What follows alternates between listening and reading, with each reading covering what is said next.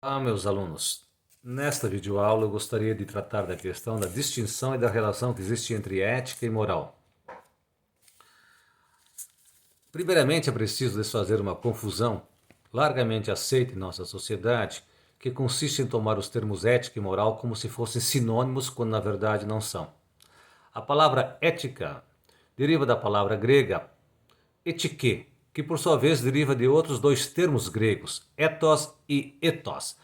Ethos, grafada com epsilon ou com acento agudo, significa usos e costumes, ao passo que ethos, grafada com eta, significa caráter ou virtude individual.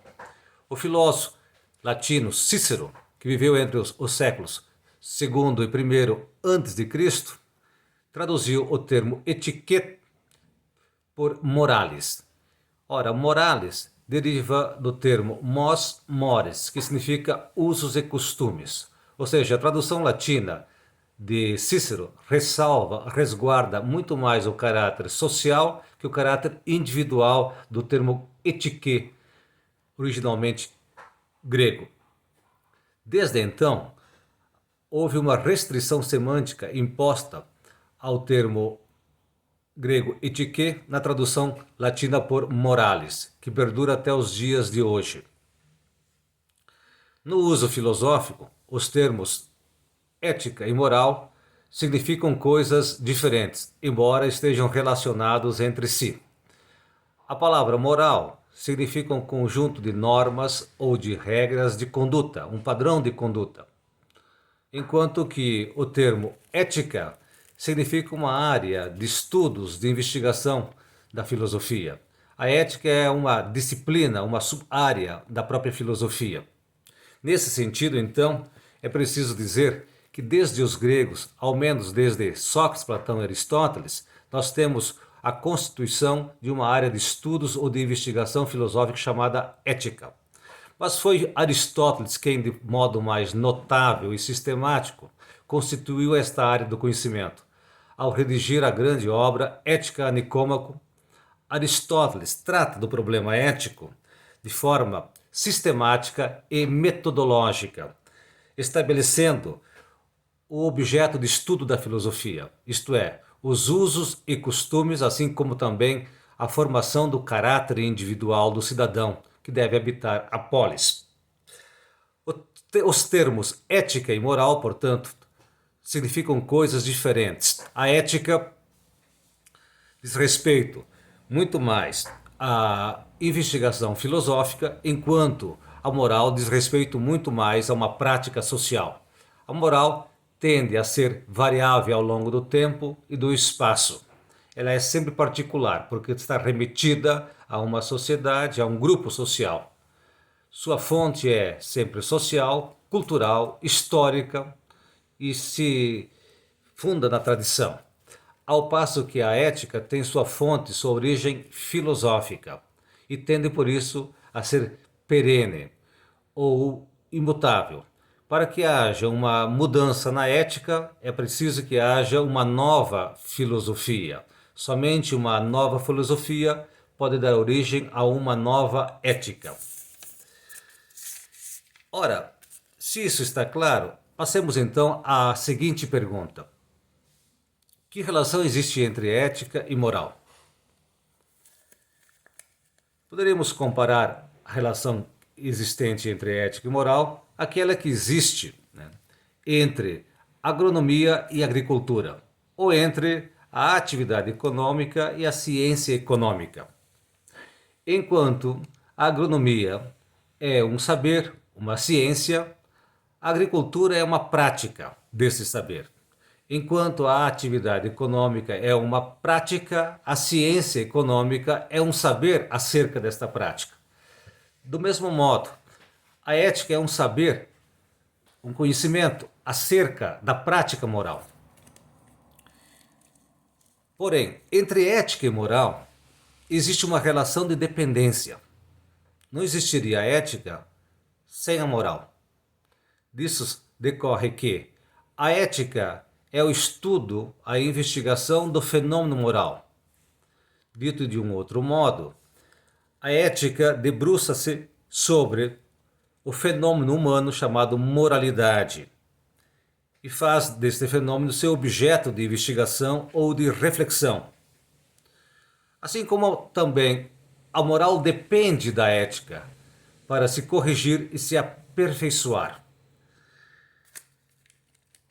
Portanto, é preciso primeiramente dizer da importância ou da função, do papel que a moral exerce na sociedade. A moral existe para tornar a vida humana possível. Ela é, antes de tudo, um instrumento de regulação da conduta do indivíduo na sociedade. É possível dizer que não existiria a sociedade se não existisse uma moralidade, um código de normas, de regras de conduta que pudesse nos dizer o que é certo, o que é errado, o que é permitido, o que é proibido fazer.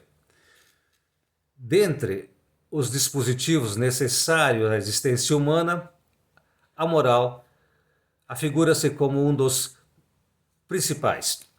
Ou seja, para tornar a convivência humana possível, a vida em sociedade, a vida associada possível, é necessário que haja moral. Em todas as sociedades se constata a presença da moralidade, dos códigos morais. A moral estabelece regras, normas de proibição, de obrigações, como também normas permissivas ou então conselhos e exortações. O ato moral que se manifesta em nossa conduta, em nosso comportamento, tem uma complexidade tal que requer um estudo à parte e que será objeto de um outro vídeo ou de uma outra videoaula. Importa saber que a moral fornece à ética seus conteúdos, isto é, seu objeto de estudo. A meu ver, a ética cumpre 3 tarefas diante da moral. A primeira delas é tarefa ou função da ética esclarecer, explicar a diferença que existe entre o código moral, por exemplo, e o código jurídico. A relação que existe entre o fenômeno moral e as ciências humanas. A ética, nesse sentido, deve ainda esclarecer os conceitos morais, os critérios de julgamento moral. Por exemplo, os critérios de bem e mal, de certo e errado, de justo e injusto, de correto e incorreto. Num segundo sentido, a ética desempenha uma outra tarefa, a de fundamentar ou a de justificar a moral. É preciso que a ética diga por que a moral é necessária, a convivência ou a coexistência humana, a vida humana em sociedade. A moral não pode dizer isso por si mesma. Ela recorre à ética. É preciso oferecer razões, argumentos para justificar racionalmente a existência da moral. E uma terceira tarefa da ética diante da moralidade está no fato de que a ética deve examinar de forma crítica o fenômeno moral. Deve julgar o fenômeno moral, a fim de saber de seus limites, de suas contradições, de suas lacunas, evidenciando seus erros, seus vícios, corrigindo a moral. Porque a moral tende a ser dogmática, isto é, tende a sofrer um processo de engessamento, de cristalização ao longo do tempo. Cumpre, portanto, a ética este papel, o de corrigir os erros ou vícios do fenômeno moral. Nesse sentido, nós poderíamos trazer inúmeros aqui exemplos. Veja bem que na antiguidade, assim como aqui no Brasil, ao longo de boa parte de sua história, prevaleceu a escravidão. Ora, a escravidão era, tanto na antiguidade quanto aqui no Brasil ou nas Américas, algo moralmente aceito, embora fosse, do ponto de vista ético, repugnante. Na Idade Média, a usura, isto é, o empréstimo do dinheiro a juros, era visto como algo imoral. Com o surgimento do capitalismo, essa prática foi admitida como moral. Nas sociedades islâmicas, a prática da infibulação é socialmente, isto é, moralmente aceita. Na sociedade judaica, ao tempo de Jesus Cristo, o apedrejamento de mulheres que fossem flagradas em adultério era algo moralmente aceito. Em muitas tribos indígenas, era comum a prática de condenar à morte crianças recém-nascidas portadoras de alguma deficiência genética. A prática da eugenia. Sem aqui lembrar de outras situações ou de outros exemplos, como por exemplo o sacrifício de seres humanos entre os povos pré-colombianos.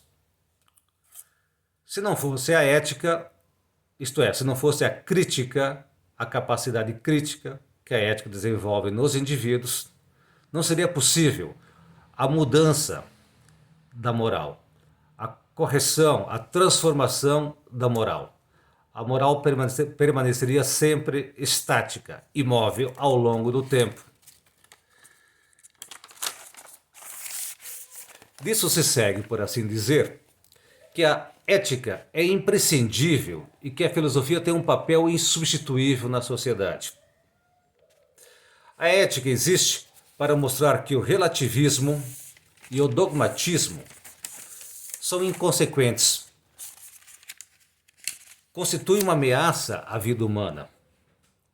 A ética existe para evitar que a moral se transforme em domesticação, em instrumento de dominação do homem em relação a outro homem.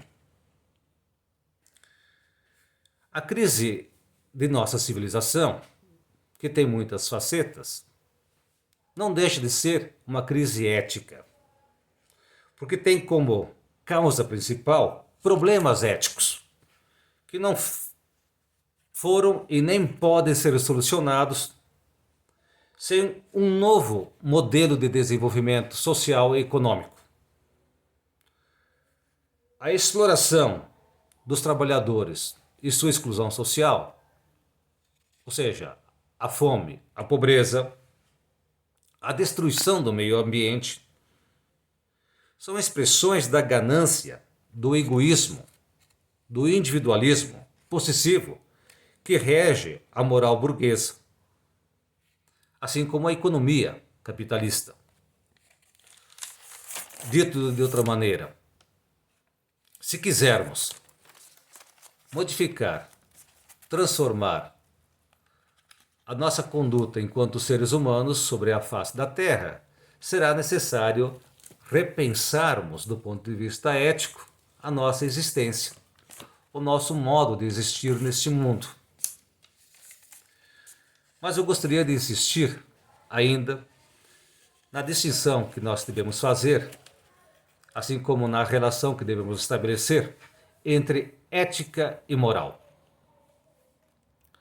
Se a moral é necessária para a vida em sociedade, entretanto, ela é insuficiente, porque não basta seguir regras, normas ou códigos de conduta. É preciso, além disso, compreender as razões pelas quais um código de conduta é necessário. Enquanto a moral requer obediência, que pode ser uma obediência cega, incondicionada, a ética requer ciência, compreensão e conhecimento da própria moral, a fim de tornar possível a transformação social, através também da transformação da moral. Saber o que é certo fazer não é o mesmo que saber porque algo é certo, ou bom, ou errado, ou mal. Dito de um modo mais claro, se a moral se faz necessária para a existência humana, ainda mais necessária é a ética, a fim de tornar possível a retificação ou a transformação da moral. Do ponto de vista filosófico, portanto, nós devemos dizer que ética e moral estão entrelaçadas, porém, não é possível tomar um termo pelo outro, de modo que permanece sempre a necessidade da investigação, do questionamento, da reflexão filosófica, no sentido de esclarecer os fundamentos, as bases conceituais da moralidade ou dos códigos morais que regem a vida em sociedade. E por fim, gostaria de deixar uma questão para a reflexão.